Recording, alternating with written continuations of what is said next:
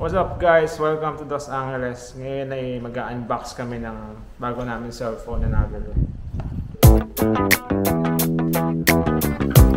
There you go.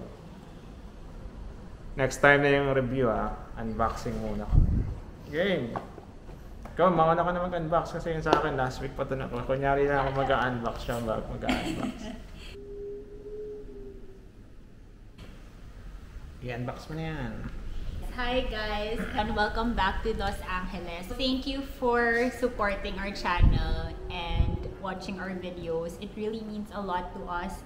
This Christmas, short, friendly reminder lang for you guys na sometimes it's time to rest and give time for ourselves. Actually, in the past few Christmas, we've been very stressed and pressured palagi during the season. Parang every end of the year na lang, we're so pressured and sobrang dami namin kailangan gawin.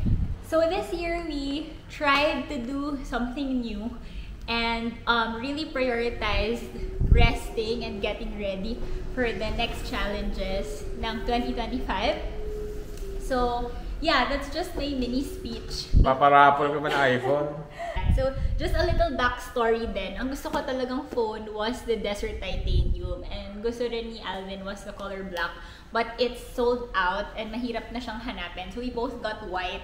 And okay lang din naman sa akin mag-white. So, before I unbox my phone, ang dami ko lang na gustong i-share. Unbox na My yan. old phone is iPhone 11.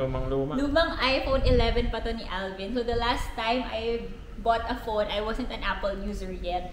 So I think Note 5. Kasi Note 9 ko, binili rin siya sa akin ni Alvin. And I've grown my Instagram channel or YouTube, everything on social media with this phone. So I'm keeping it.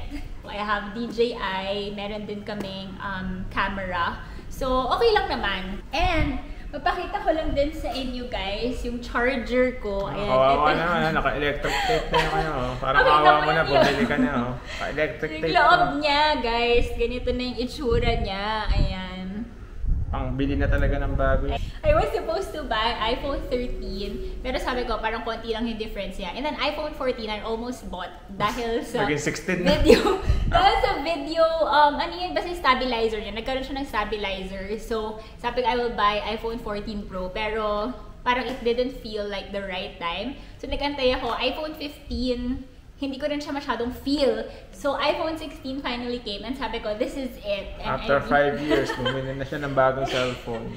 And I got my iPhone 16. So, ito, I really waited for this moment. I wanted to vlog. Actually, si Alvin, like he said, he got his unit na last week. He wanted to wait for me. Pero sabi ko, he can open it na kasi ibibenta niya yung iPhone 14. Galing akong 14 Pro Max. Mas malaki. Yeah. So, medyo ang adjustment sa akin medyo... Hindi naman, parang medyo mas madaling malobat pagka Pro. Kaysa dun sa Pro Max. Yeah. Okay, unbox na yan! Okay, Bago so mag-iyakan. unbox. Na-open ko na siya kanina to check lang the unit. Okay. Pero ano, naiyak na ako dito before, last week pa lang. Na-unbox ko na yun sa akin. May mga application na to eh. Ayan. So, para lang makita nyo guys, if you want to buy, ang kasama niya sa box is the unit itself. And then, meron siyang kasamang cable. Type-C. And itong Pambutas ng tenga. So, thank you to Kaizen Shop. Sa kanila ako bumili ng unit. And they gave me some freebies. So, thank you so much. Shoutout sa Kaizen Shop. Baka naman. Okay, so, we're gonna feel. We're gonna feel it. Ba't ba pa ganon?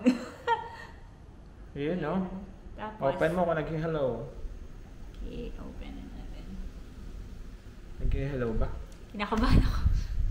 Hindi Apple yung lumabas Robot. Baka Android yung lumabas. Android pala. So legit po siya guys. Kasi Apple. Parang ang tagal.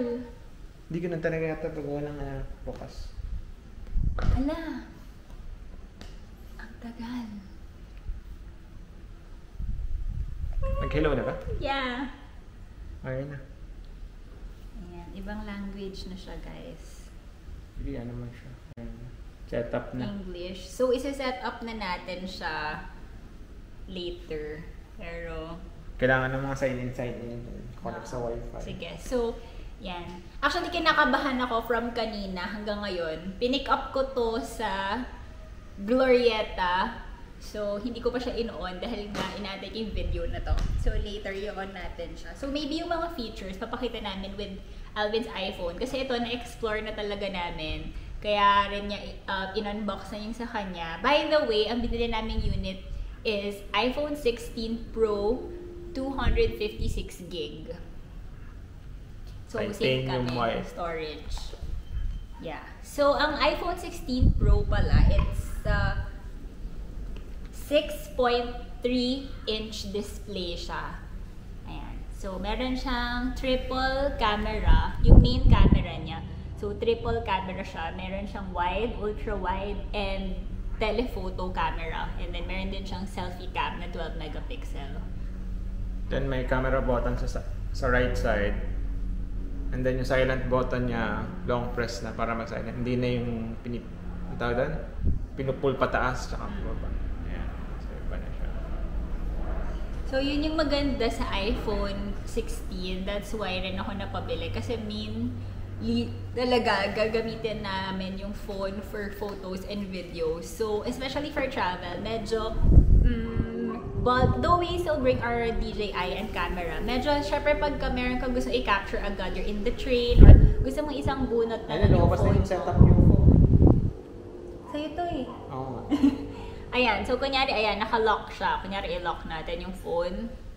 Ayan, tapos pag clinic mo lang yung side camera, side button na to. Ayan, mag-open na siya agad dun sa camera. Galing mo. And then, you can take photos then with this button. Ayan siya.